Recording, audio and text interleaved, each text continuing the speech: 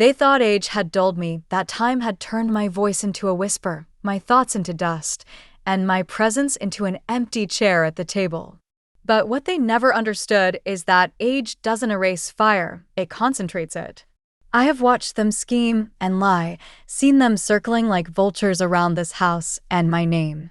Tonight, they dine on roast lamb and fine wine, but they don't know. This isn't a celebration. It's a reckoning. And every chair at this table has been placed with purpose, especially the empty one. Hello, dear listener. What you're about to hear is not just a story. It's a confession, a reckoning, and a revelation. From the outside, it's a tale of a grandmother, a dinner party, and a crumbling estate. But beneath the clinking glasses and polite smiles lies a web of betrayal, inheritance, and a woman who was never as fragile as she seemed.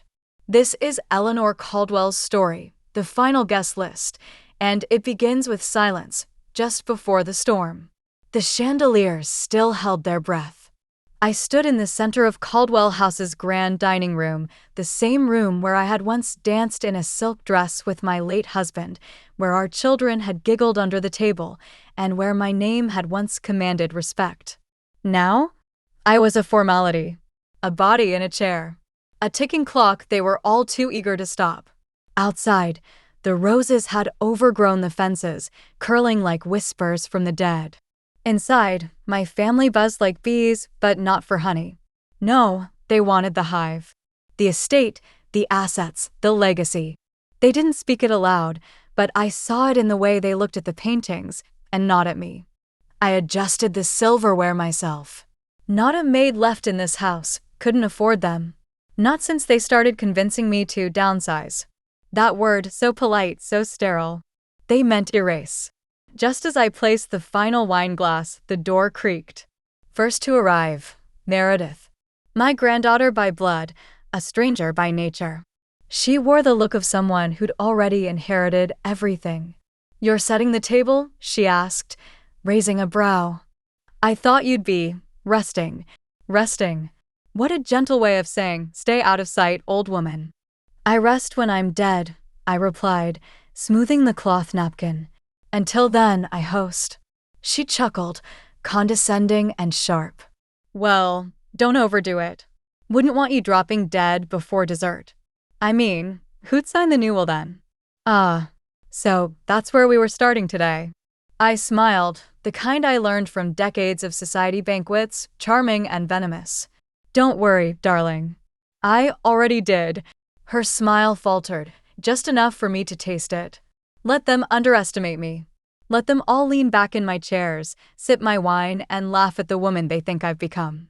Tonight, the walls will remember. The floors will creak with truth. And when the last candle flickers out, they'll know exactly who Eleanor Caldwell really is. I am not done. I am not dead. And this dinner is not a farewell. It's a beginning. The guests arrived in waves. First came Charles, my eldest son, shoulders stiff with inherited pride. He kissed my cheek with the affection of a diplomat greeting a foreign leader, measured, cold, and calculated. Behind him, his wife Veronica swept in like wind through old curtains, her perfume strong enough to cover secrets, though not well enough to cover guilt. She clutched a bottle of imported wine, likely chosen more to impress than to please. "Mama," Charles said, his voice syruped with politeness. "You look well." I almost laughed. They were always surprised when I looked alive. "I am well," I said. "Thank you for noticing." He scanned the room, already calculating the placement of the paintings, the silverware, the antique French clock still ticking above the fireplace. He was here for inventory, not dinner. Soon after, Lily arrived, my daughter, the only one who once loved me with fire in her eyes. But the years had dulled her. Or maybe it wasn't the years, but the inheritance she feared wouldn't come. She hugged me, warm but distracted, and whispered, "It's good you're doing this, Mother. We were starting to worry you wouldn't get around to the paperwork." The paperwork. It always comes down to that, doesn't it? I had made sure the rumors spread well enough before tonight, that I was rewriting the will, that tonight's dinner might be the last time they'd be able to sway me. I let those whispers grow teeth. I made myself into the prey they'd all circle. And now they were here, all of them, trying not to drool. Only one chair was left empty, my late husband's. I had told them it would remain that way, untouched. But truthfully, I had another use for that seat. As the guests made their way to the sitting room, drinks in hand, the masks came on. It was like theater. Veronica gushed over the wallpaper she once called archaic. Meredith complimented the wine she once claimed gave her headaches. Charles asked about my health with the same expression he'd used at my husband's funeral, curious if the coffin would need to be ordered soon. But I didn't respond in kind. I just watched. Because tonight wasn't about conversation. It was about confirmation. Dinner was served at 7 sharp. The table, a mahogany heirloom etched with carvings older than any of them cared to appreciate, gleamed beneath the candlelight. I sat at the head, of course. Where else would I belong? I hope lamb suits everyone, I said with a calm smile. Cooked it myself. That surprised them. You cooked, Meredith said, unable to hide the distaste. Isn't that a bit dangerous? At your age. The room quieted for a beat. Her tone hung in the air, sharp as broken glass. I met her gaze. Well, if you're worried, I suggest you don't eat too much. Wouldn't want you to choke. The table tensed, a subtle shift in posture and glances. Meredith gave a short laugh, but her eyes wavered. She wasn't used to being challenged. You know, she added with a smirk, it's just hard seeing you like this. Alone in this crumbling house, playing hostess to ghosts. We all thought maybe it was time you moved somewhere. Simpler. Simpler. I echoed. Like a care home? She smiled like a blade. Just somewhere with people your own speed. I sipped my wine, eyes never leaving hers. I prefer being underestimated, I said softly. It makes the reveal far more satisfying. She didn't understand. Not yet. None of them did. Halfway through the meal, I excused myself. I went upstairs not because I was tired, but because I wanted them to stew. To talk. To plan. I left a little red envelope on each plate, closed tight with wax. They would see them soon enough. In my bedroom, I sat before the mirror, brushing my hair. The face that looked back at me was older, yes, softer, but behind the wrinkles were the same eyes that had built this family, kept this house together, hidden the worst of what I knew, until now. I opened the drawer and pulled out the ledger. Not the financial one they all obsessed over, but the one I had written by hand, over the years. Each betrayal, each theft, each quiet insult, and each knife I removed from my own back. I wasn't weak. I was patient. And tonight, they'd learn the difference. Back downstairs, I paused outside the dining room before re-entering. I heard Meredith's voice again, louder now. She's losing it, she said, laughing quietly. Still pretending this house is what it used to be. I mean, look at this place. It's a museum of denial. She's grieving, Lily said, though without conviction. No, Charles replied. She's stalling. She knows her time's up. We need to be ready. The will needs to be finalized before she starts forgetting her own name. I stepped in then, loud enough for my shoes to echo against the marble. Don't worry, Charles, I said, my voice ice. I remember your name perfectly. It's just a shame you've forgotten mine. The room snapped to silence. I returned to my seat, looking at them as if for the first time. Open the envelopes, I instructed. They hesitated. Veronica looked at hers like it might explode. Go on, I said, folding my hands. One by one, the seals cracked. Paper rustled. Then, silence again. Each envelope contained a letter, one tailored to its recipient. And a photograph. Veronica's held a copy of the accounting ledger where she skimmed funds from the trust. Charles's had the deed to a property he'd secretly transferred to his name, without my permission. Lily's? A letter written by her husband 10 years ago. A love letter. Not to her. Meredith's? A screenshot of a message, one she sent last month. If the old cow doesn't croak soon, I swear I'll help nature along. She paled. Everyone stared at their own letter and then at me. You think I've been asleep, I said, voice steady. But I've seen everything. I've heard everything. And now you've all confirmed it. Every reason I needed to do what I've already done. Charles stood. What? What do you mean? I changed the will, I said. Not tonight.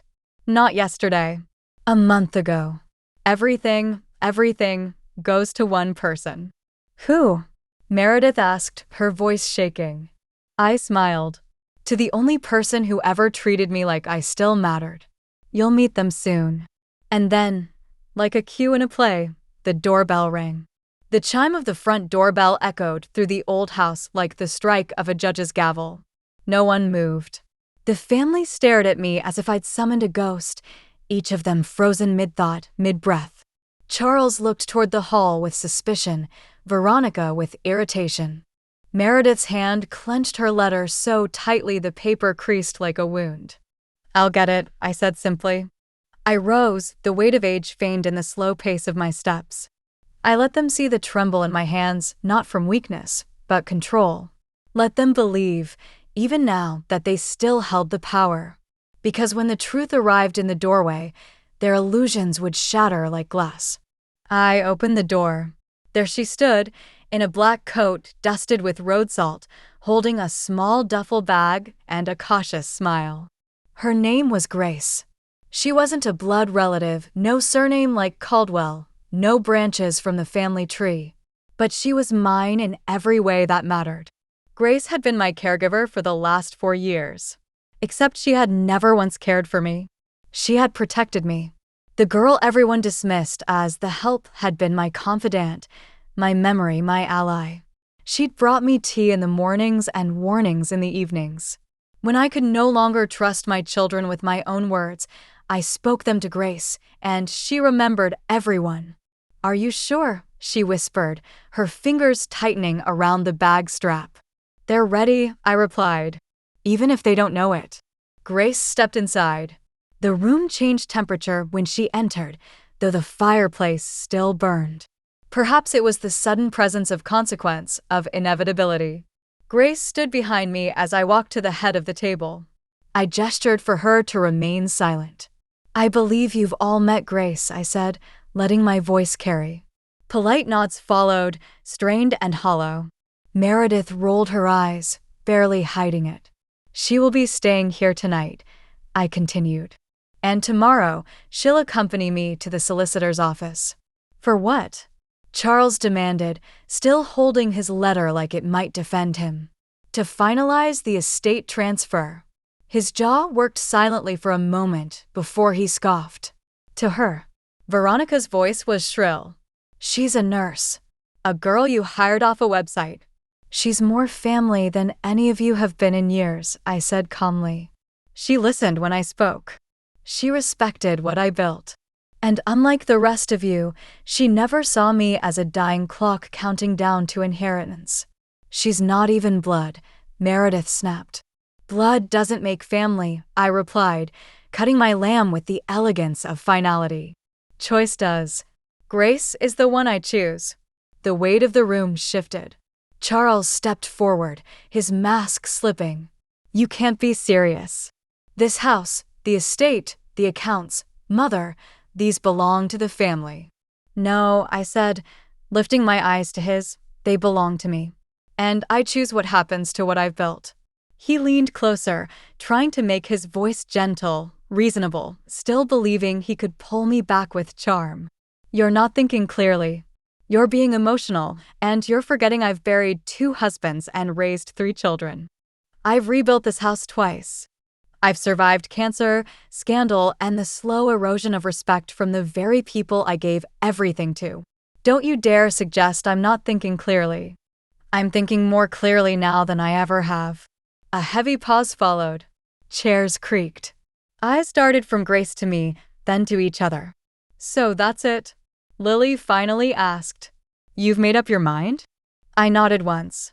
Then I guess, she muttered, standing slowly. There's no point staying for dessert. She turned and walked out. Veronica followed, her heels clicking in bitter rhythm. Charles stayed only a moment longer, his lips pressed into a thin line, before silently leaving. Meredith hesitated, but only to whisper something cruel as she passed me. "You'll die alone." I didn't answer. Not to her. When they were gone, the house grew very still. The fire crackled. The grandfather clock ticked. And in the silence, Grace knelt beside me and gently took my hand. "You okay?" she asked. I nodded. "I don't need them to love me anymore," I whispered. But I did need them to know who I really was. Before it was too late. She squeezed my hand. "They know now." We sat in silence together for a time, just the two of us, the way it had been on so many quiet afternoons. Then, at last, I looked up. "Grace." "Yes. In the morning, we'll call the lawyer. But tonight," I smiled faintly, "let's have that dessert." The morning light crept through the sheer curtains like cautious fingers, painting the faded wallpaper in pale gold and ash. I sat in my late husband's study, my study now with Grace beside me, her notepad open, her eyes alert despite the sleepless night. Neither of us had truly rested. There's a kind of exhaustion that doesn't come from the body, it seeps from the soul. The kind you earn after years of being unseen, misheard, or worse, purposefully ignored. I wasn't tired from age. I was tired from pretending that their cruelty was kindness, that their neglect was unintentional. Now the truth was on the table, and the echoes of last night still lived in the floorboards. Grace glanced up. "Ready for me to call the solicitor?" "In a moment," I said. "Let them stew a bit longer." I turned my chair slightly to face the tall window that overlooked the Caldwell gardens. In spring, those gardens had once been my pride, neatly sculpted hedges, fountains that sang, and roses as red as fresh secrets. Now they were overgrown, vines like fingers clinging to forgotten marble. The family had called it decay, but I knew better. Neglect is only decay when it comes from abandonment. These grounds were not abandoned, they were waiting. Waiting for me to decide who would inherit not just bricks and land, but legacy. The first message came at 9:43 a.m. It was from Charles. "We need to talk. Please." I showed it to Grace, who raised an eyebrow but said nothing. 10 minutes later, Lily messaged too. "I'm sorry for what I said. I wasn't thinking. Can we meet?" They thought remorse was a currency they could use to buy back the will. They didn't understand that it wasn't about money anymore. Not for me. Not now. Another message blinked in. "Veronica, don't make decisions in anger. It's not fair to punish the whole family for a few comments." The old switch, from concern to guilt. When they realized flattery failed, they reached for manipulation. Grace watched me as I set the phone face down. I sighed. "I remember when they were small," I murmured. "They used to cling to my hands like I was the whole world. Now they treat me like furniture, useful when needed, disposable otherwise." "They're scared now," Grace said quietly. "Good," I said. By midday, I was in the attic. No one had been up there in years, not since I packed away the final boxes of Gerald's things. The air was heavy, woven with dust and time, and every floorboard whined beneath me like an old violin string stretched too tight. I opened the cedar trunk with both hands, the hinges stiff. Inside were letters. Dozens. Some mine, some his, some neither. Grace sat nearby, cross-legged on the floor, cataloging documents for the lawyer. But when I pulled out a particular envelope, yellowed with age, sealed with wax she didn't recognize, she looked up. "What's that?" "A seed," I said. It was the letter Gerald wrote the week before he died. Not addressed to me, but to Charles. I had never given it to him. At the time, I thought it too cruel. But now, cruelty had already arrived at my doorstep in silk heels and designer cologne. I opened the letter for the first time in 18 years. "My son, if you're reading this, then I'm gone, and I can only hope you've become a better man than I feared. But if you've treated your mother as a stepping stone to power, if you've used her age as an excuse to override her wishes, then let me be clear, you're not the man I raised. You are not the heir I imagined. This house, this family, this legacy, it will outlive you. And it will belong to the one who honors it, not the one who assumes it. I hope, for your sake, this letter never needs to see the light. But if it does, know that I chose her over you. Then. Now. Always. Father, I folded it with trembling hands, not from weakness, but the weight of vindication. They never knew how sharp he was, I said aloud. Grace nodded, her voice gentle. And they never knew how sharp you still are. That evening, the phone rang again. This time, it was Charles in voice, not text. Mother, we're coming over, he said without pause. We need to discuss this in person. You're not invited, I replied. You don't have to do this. Grace doesn't deserve. What she deserves is something you never gave me, loyalty. She earned my trust when all you gave me was anticipation of my death. He paused. You're angry. No, I said. I'm awake. Then I hung up. Grace looked at me. Do you think they'll come anyway? I nodded. They're used to forcing doors open. At 9 p.m., the gate buzzer screamed. The camera showed all four of them, Charles, Veronica, Meredith, and Lily, standing in the dark like wolves sniffing at a wounded deer. I didn't press the gate release. Instead, I let them wait. Let them feel what I'd felt so many times, invisible, unwanted. Outside, Grace came and stood beside me. Are you sure? Yes. I stepped away from the screen. Let them stand in the cold, I said. The house isn't theirs anymore. They stood outside for 22 minutes.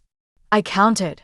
From the warmth of my drawing room window, hidden behind the thick velvet curtain, I watched them pace. Charles had his arms crossed tight, head bent low as if he were issuing orders. Veronica leaned against the iron gate post, her coat pulled tightly around her, eyes rolling toward the camera. Meredith checked her phone every 10 seconds, her signal flickering between desperation and disdain. And Lily. Lily stood apart, arms limp at her sides, her expression unreadable. I watched and I waited. Not to punish them, to teach them. I wanted them to taste what it felt like to be disregarded, to have the door remain shut even as the cold seeped into your bones. To know that warmth was just within reach, but not for you. That someone else, someone you dismissed, now held the key. Grace brought me tea. She didn't ask questions. She didn't try to mediate. She understood. They're calling again, she said softly, setting the phone on the table. I didn't look. I already knew what they'd say. It's not fair. We didn't mean it. You're confused. They would paint themselves as victims, their cruelty as concern, their betrayal as inheritance rights. But I remembered. I remembered every time they'd spoken about the house like it was rotting fruit, ready to be plucked and sold. Every time they spoke over me, around me, as if I were already gone. I sipped my tea. Let them in, I said finally. Grace hesitated. You're sure? Yes, I nodded, but not through the front. The side entrance creaked open, unceremonious and cold. The kind of entrance used by staff and delivery men. Not family. When they entered through the kitchen, I saw it, the flicker of offense on their faces. Good. I was seated at the head of the table again, the remains of a quiet dinner for two spread before me. A single plate, a single wine glass. Grace stood nearby, dignified as always. Charles stepped forward first, his voice carefully measured. Mother, please. We need to talk about this will. About your decision. Veronica, impatient as ever, added, This girl, she's brainwashing you. She's not a girl, I snapped, voice rising like thunder after a long silence. She is Grace. She is the one who stayed. When I had pneumonia, she brought me water every hour on the hour. When I fell in the bath, she helped me up and never once left. When I cried in the hallway because your father's portrait fell off the wall, she put it back up. She cared. You call that manipulation. I call it love. No one spoke. Meredith opened her mouth but thought better of it. Lily stepped forward. Mother, she said gently, I made mistakes. We all have. But we're your blood. Your children. Don't shut us out. I looked at her, and for a moment, the girl she used to be flickered in my memory. The one who cried in my lap when her dog died. The one who made me tea with too much sugar because she thought it would cure my sadness. But that girl had vanished long ago. You shut me out years ago, Lily. When you started seeing me as a burden instead of a mother. Her eyes filled with tears, but I didn't move. You're angry, Charles tried again. But this is bigger than emotions. There are legal implications. The Caldwell estate is a historical asset. It needs a steward, not a caretaker. I stood. I didn't yell. I didn't weep. I let the silence carry the weight of my next words. Then let history remember this. I chose someone who saw me as a person, not a signature on a document. I walked over to the mantel and picked up the portrait of Gerald and me on our 40th anniversary. We were laughing. Wine in one hand, the other wrapped around each other's backs like ivy. You want to know why Gerald never changed the will? I asked, turning to them. They blinked. No one answered. Because he trusted me to know what was right. Not you. Not your lawyers. Me. I set the portrait back. I am the Caldwell legacy. Charles was the first to storm out. He didn't say a word. Just shoved past Grace like she were smoke.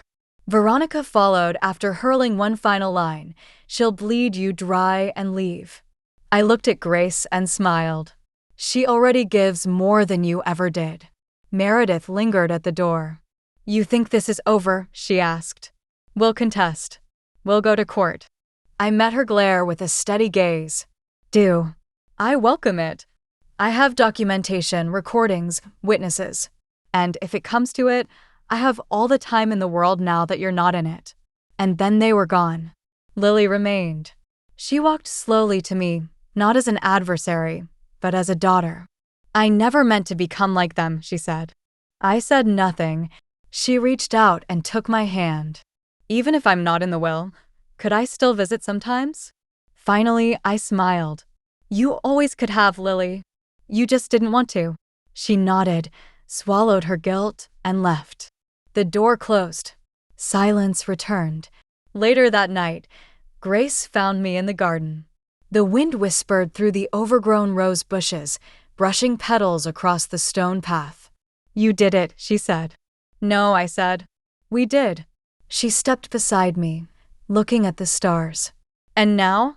I breathed in the scent of earth, of something old and wild and unburdened. Now, I said, we start again.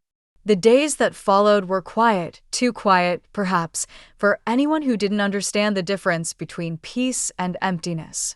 But I knew. I had lived with both. And this, what now lived inside Caldwell House, was not emptiness. It was liberation. No more strained conversations. No more family dinners that felt like hostile negotiations behind linen napkins. No more waiting to be spoken to, only to be spoken at. The silence that filled the hallways now was not loneliness, it was relief. I had survived my own erasure, and now I was reappearing. Grace brought fresh-cut roses into the drawing room that morning. Not the polished, artificial bouquets from florists my children used to send on Mother's Day, but real roses, thorns, and all, from the garden I once loved. I thought these might bring the room back to life, she said, placing the vase on the windowsill. They already have, I murmured. The petals were a deep crimson, the kind that reminded me of velvet and wine and firelight.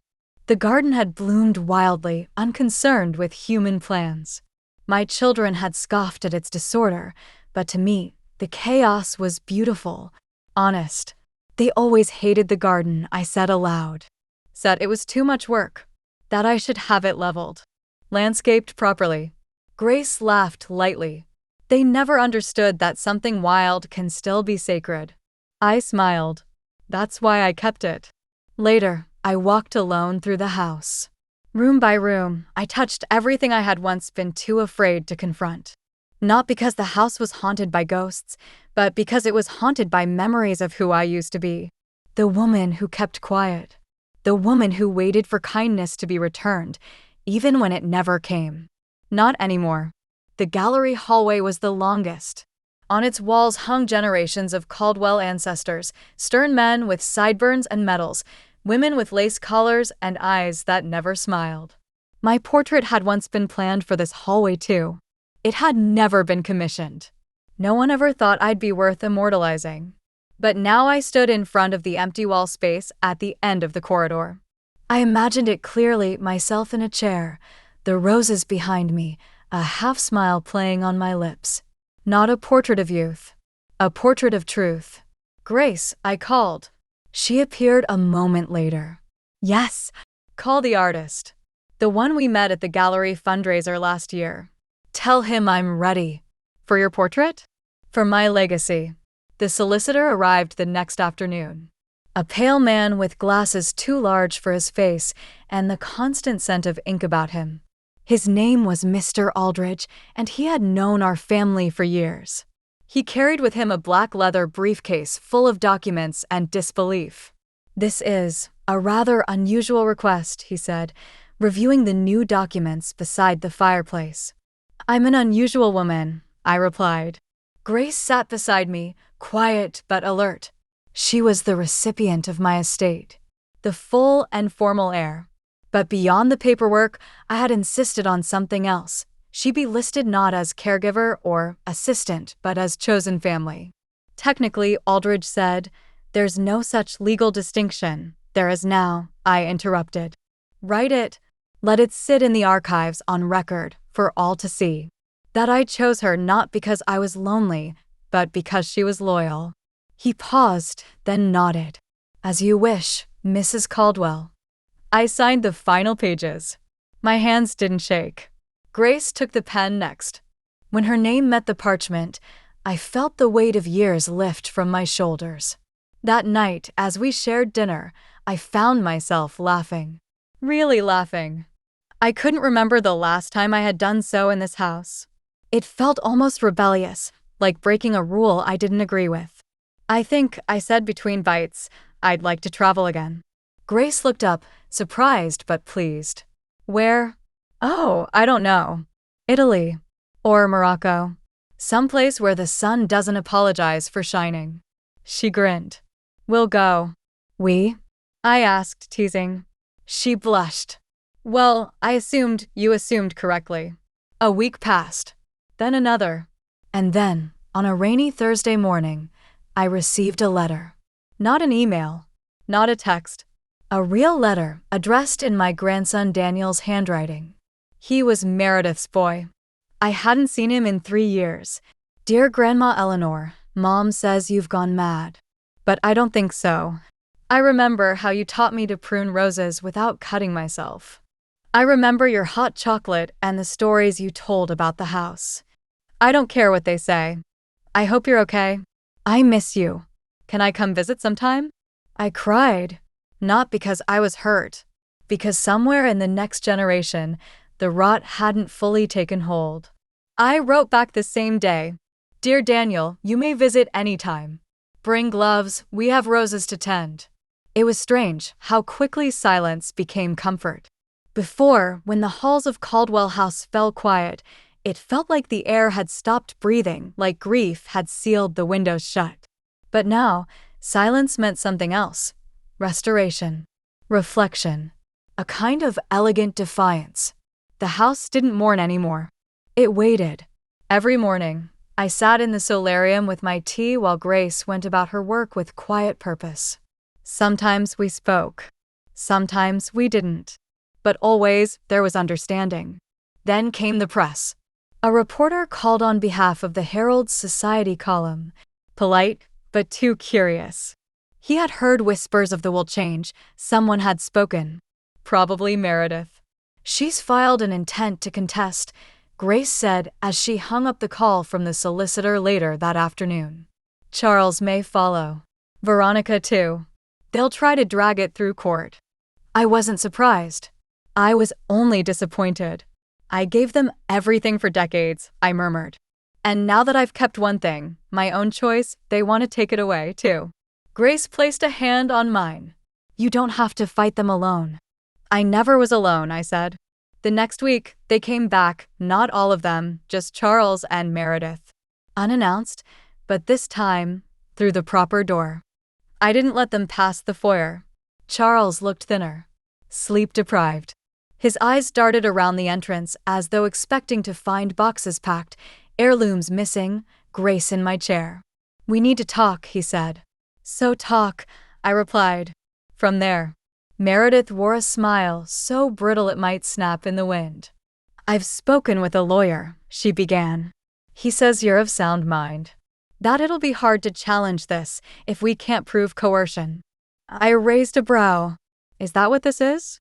A legal reconnaissance mission?" Charles sighed. "No. Look, this whole thing is just messy. You've embarrassed the family. People are talking. You've given everything to someone outside the bloodline. And if I had left it to a charity?" I asked. "At least that would have made sense," Meredith said sharply. I said. "So, it isn't about the legacy. It's about the narrative. You don't want to inherit what I built. You want to own the story about how you did." They didn't respond. Truth rarely inspires applause. "I told you," I said, stepping forward just enough to let my words cut. "This house belongs to the person who treated me like I wasn't already dead. You came here not to make peace, but to recover your paper crown. But let me be clear, this house is not your kingdom." "I'm your son," Charles said through clenched teeth. "And I was your mother," I replied, until the day I realized I'd been demoted to a stepping stone. The silence that followed was cavernous. "Goodbye, Charles. Goodbye, Meredith." I closed the door. This time, I didn't watch them leave. Later that evening, I took out the box from beneath my bed. I hadn't opened it since the day after Gerald's funeral. Inside was an old photo album, dusty and cracked, pages curling at the edges. The photos were in black and white at first, then gradually bled into color.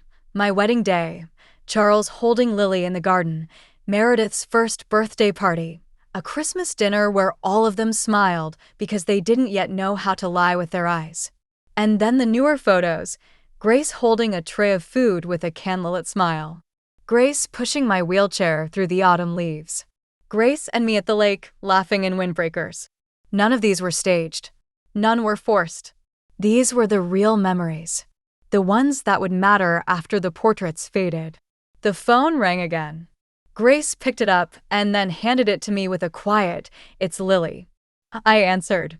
"Mother," her voice was hesitant, gentle. "I didn't know they were going to show up." "I haven't been part of their plan." "I know," I said. "I've been thinking," she continued, "about how I lost your trust. And I understand.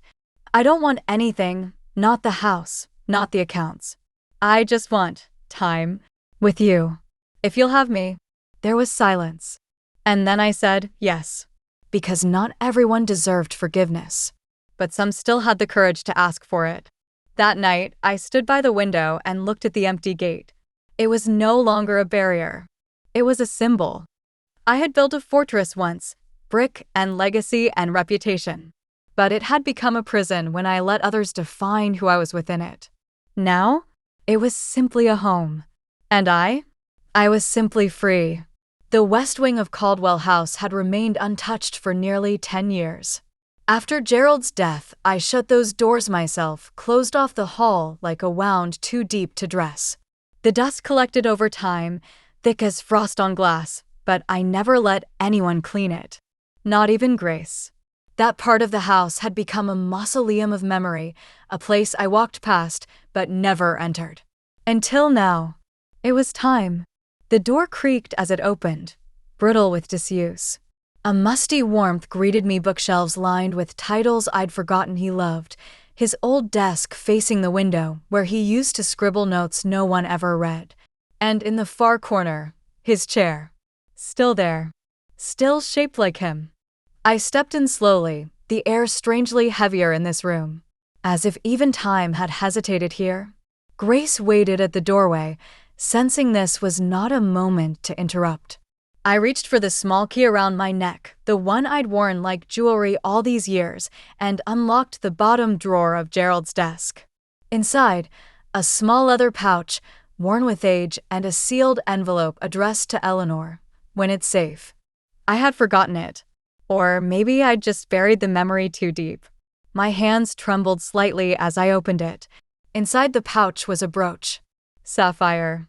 The one Gerald's mother had worn, meant to be passed to our daughter one day, but he'd insisted it go to me first. I touched it gently, then opened the envelope. My dearest Eleanor, if you're reading this, it means the house is still standing, and so are you. I've left you alone with this family, and for that, I apologize. You are always stronger than me, but I worry, even you can be worn down by their hunger. If they ever turn on you, if they ever forget who you are, I want you to remember this. You are not just the heart of this house.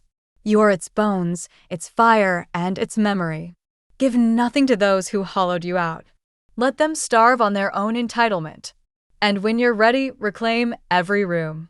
Yours, always, Gerald. I folded the letter with shaking breath. So he'd seen it too. Not just the cracks in the walls, but the cracks in them. He'd known what they might become. And he had trusted me to face it. Alone, if I had to. But I hadn't been alone. Grace entered quietly, noticing my tears, but not asking why.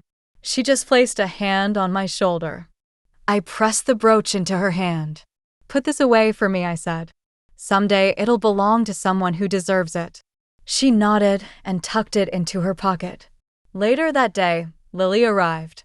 Not in a suit, not with a briefcase, not with demands, but with a simple basket of apples from the orchard and a quiet look of hope in her eyes. I didn't want to come empty-handed, she said, stepping into the kitchen. You came with your honesty, I said. That's enough. We shared tea in the solarium while the rain ticked gently against the glass. She told me about her divorce, about the loneliness she didn't know how to speak of, about how hard it was to admit that she, too, had played a part in my fading. I let them talk over you, she whispered, because it was easier than standing up for you. And because part of me resented you. Why? I asked, not with anger, but curiosity. Because you made it look easy. The strength, the control. I felt like I could never live up to it. I reached across the table and took her hand. The hardest thing I ever did was pretend it was easy, I said. She wept, quietly. And when she left, she kissed my cheek like a daughter should, not out of obligation, but love. That night, Grace and I sat by the fire. She read from one of Gerald's old books. I simply listened. The words washed over me, not with meaning, but with presence. It reminded me that stories don't always live on pages. Sometimes they live in rooms, in voices, in decisions, in people. And mine was no longer a story of survival. It was a story of return. The days grew colder. The house, so long silent in its mourning, now rustled with the sound of decisions being made, real ones, not whispered over dinners or plotted in parlors. No more hidden agendas. No more guessing. Every morning, Grace and I walked the halls like architects restoring a cathedral, choosing what to keep and what to let go. Burn this one, I said, holding up a framed photograph of an old board meeting. You're sure? Grace asked. Very. The photo showed Charles standing behind my husband's chair, puffed up like a prince. In the background, I sat off to the side, half-shadowed. They'd cropped my name out of the plaque beneath me. It had stayed on the wall for years. Why had I let that happen? I threw it into the bin. The local attorney, Mr. Aldridge, returned 1 week later with final revisions to the legal documents. He was grayer than before, slower with his words, as if he sensed the gravity of what he was being asked to formalize. There's one more thing to consider, he said, unfolding a document and tapping his finger against the top line. The Caldwell Trust. We've accounted for the estate and the personal assets, but the trust remains untouched. I looked at him, puzzled. I assumed the trust dissolved once I passed. It was never mine to touch. He cleared his throat. Technically, no. But a clause was added after Gerald's passing, by him. One that transfers full control of the trust to you once all heirs reach adulthood. That happened 5 years ago. You've had power over it all along. I blinked, the room tilting slightly. Gerald, you brilliant, cautious man. You mean I've been letting them act like it was theirs, while it was mine? Precisely. I stood slowly. I had never raised my voice to Charles or Meredith over that trust, never pushed back when they threw figures at me like weapons. I'd accepted my silence as part of the family architecture. And now I realized the truth. I was always the architect. I want to dissolve the board, I said. Permanently. Transfer the assets into a charitable fund in my name. Focused on elder independence, estate protections, and art. No more meetings. No more false faces. Let the Caldwell name mean something. Mr. Aldridge hesitated, then smiled faintly. Understood. After he left, I sat in the drawing room, staring at the fireplace. For a moment, I wondered if I'd gone too far. If I was burning not just the rot but the root. But then Grace entered with Daniel, Meredith's son, his backpack slung over his shoulder, a smile stretched from ear to ear. I made the team, he announced. We're traveling to Brighton next week. Football? I asked. Cricket, he corrected proudly. Grace said you'd want to know. I do, I said. And I meant it. He pulled something from his pocket, a little wooden figure he'd carved in school. A dog with rough ears and crooked legs. I made this. For the garden. You said you missed Wallace. Wallace. My old beagle. Dead 15 years, but remembered by this boy who once fed him biscuits under the table when Meredith wasn't looking. Thank you, I whispered, taking the carving in my hand. My fingers closed around it like it was made of gold. That night, I reopened a box I hadn't touched since Lily's wedding. Inside were invitation cards I never sent. Letters I never gave. And one particular item, a list of names I'd once drafted in secret, people I admired, people I believed in, none of whom shared my blood. I looked at Grace, who was reading by the window. Would you help me start something? I asked. She closed the book. Anything. I want to create something lasting. A foundation. Not just to donate to others. To find others. People like me. People who were overlooked, dismissed, talked down to, until they decided to rewrite the ending. Grace smiled. You already did that. No, I said. I survived the ending. Now I'm writing the next chapter. The next morning, we buried the old family seal under the rosebush Gerald had planted the year Lily was born. A metal ring with the Caldwell crest, long rusted at the edges, no longer needed. Grace tilted her head. Why bury it? Because it was a crown made of poison, I said. And because this garden needs more than just roses to grow. It had been years since anyone in the village spoke my name without pity. That changed slowly, almost imperceptibly, like the thaw of winter. At the grocer's, I no longer saw glances exchanged behind my back. At the church, the pew I'd occupied in silence for decades suddenly found neighbors willing to sit beside me. And when I walked the garden paths with Grace or Daniel, the locals who used to nod with quiet obligation now greeted me with respect in their eyes. Perhaps the news had spread. Not just of the will, but of the woman who'd refused to be buried before her death. On a crisp afternoon in late March, I received a letter written on thick cream stationery with a gold wax seal I recognized instantly. The Whitmore family crest. Helena Whitmore and I had once sat on the same committee board, two women surrounded by men who assumed our silence was agreement. We hadn't spoken in nearly 20 years, not since her own inheritance scandal tore through their estate and left her estranged from most of her family. I opened it with cautious hands. Eleanor, word of your dinner reached me through mutual acquaintances. You've caused quite a stir. I imagine they didn't expect the final guest at your table to be your own resolve. I'm writing because I, too, reclaimed my legacy quietly and with less grace than you. I lost many things in the process, but I gained a name again. I would very much like to visit, if only to look into the eyes of the woman who did what I never fully dared. Helena, I placed the letter beside my tea and smiled. When Helena arrived, Her cane tapped softly across the stone path, her silver hair pulled into a bun that made her look like an empress and a librarian all at once. She entered the drawing room and looked around with an appraiser's eye. "I expected more dust," she said. "I swept the skeletons out," I replied. We sat by the fire. For hours.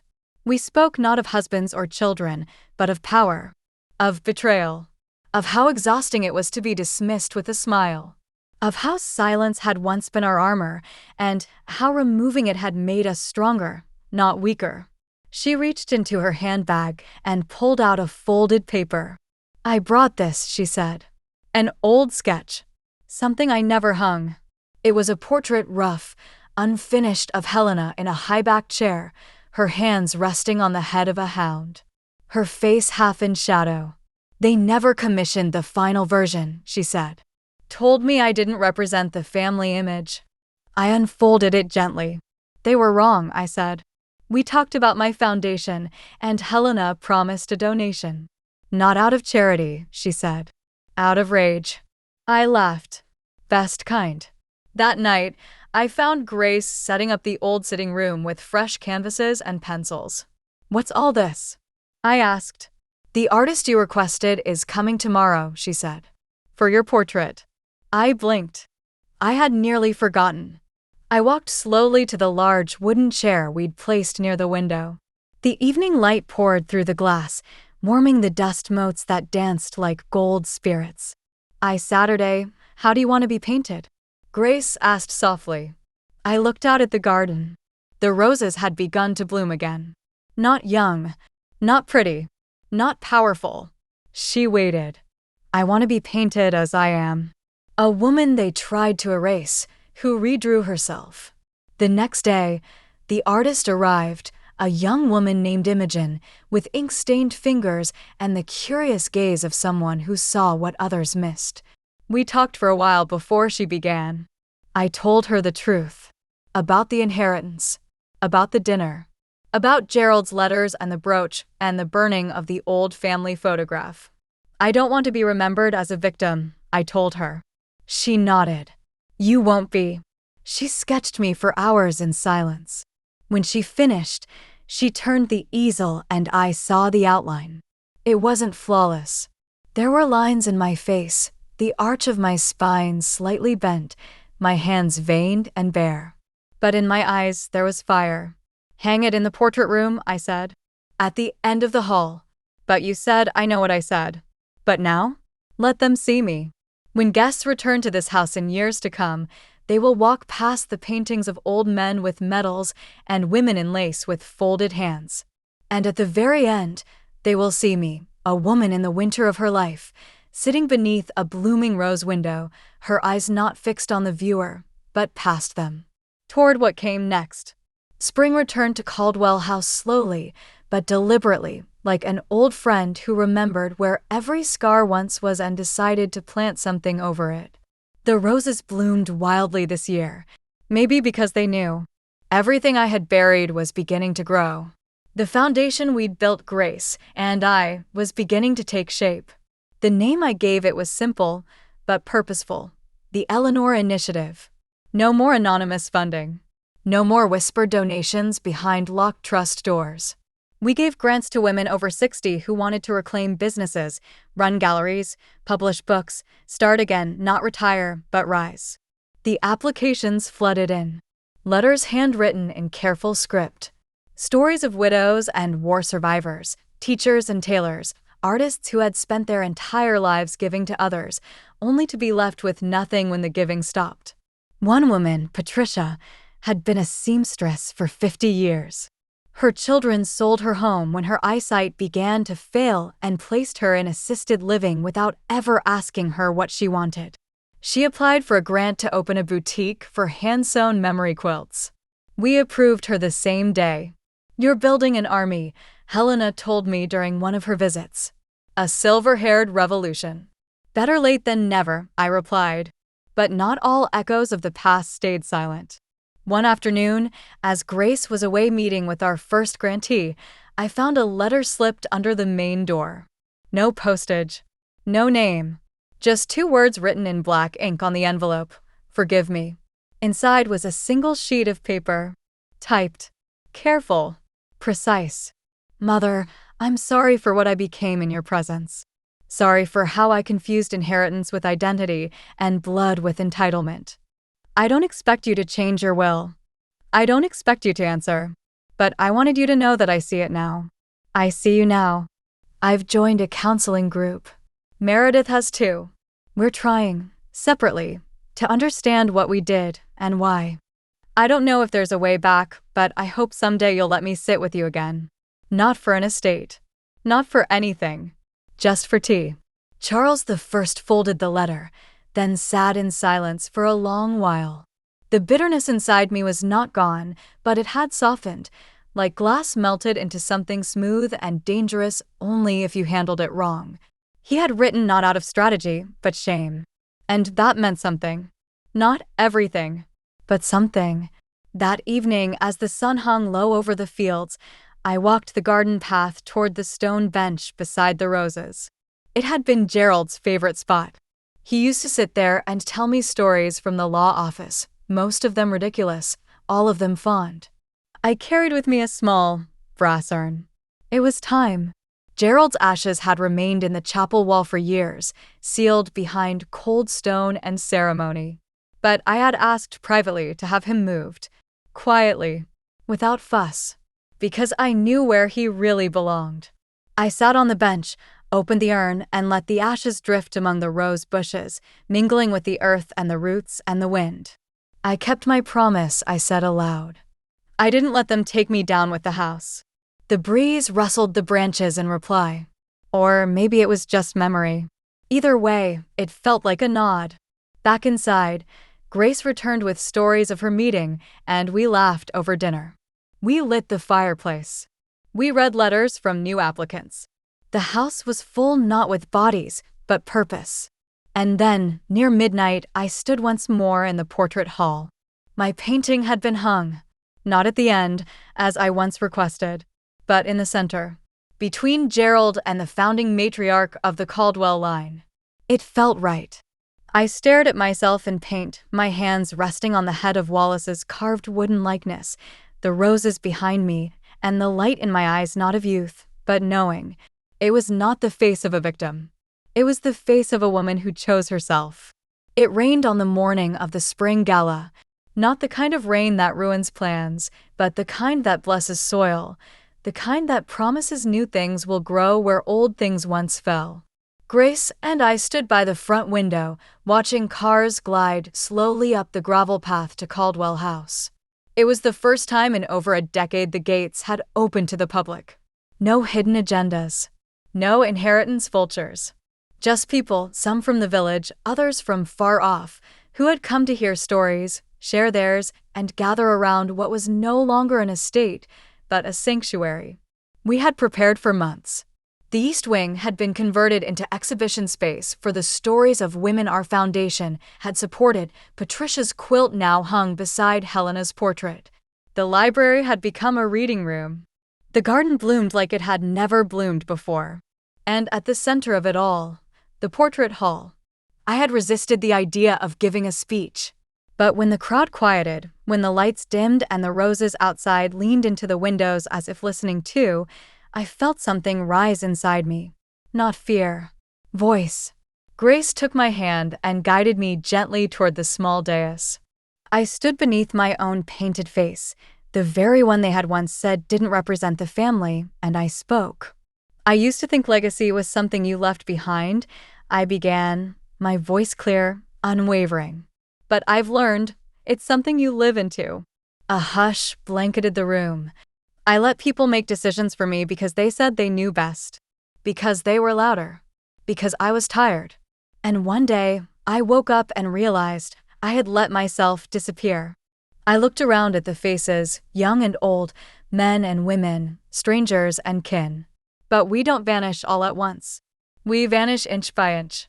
With every opinion we swallow, every insult we excuse, every time we say, it's fine when it isn't. I took a deep breath. And then, one day, you remember who you were. Not the version they wanted, but the one you chose to be. And that woman, she doesn't ask for a seat at the table anymore. I looked to Grace. She smiled. She builds a new table. And she decides who's invited. The applause was soft at first. Then it rose not in volume, but in warmth. Like rain pattering on windows, steady and real. When it faded, people approached one by one, telling me their names, their stories, placing hands over mine like blessings. Helena kissed my cheek. Daniel handed me a drawing of the house, with his name signed boldly in the corner.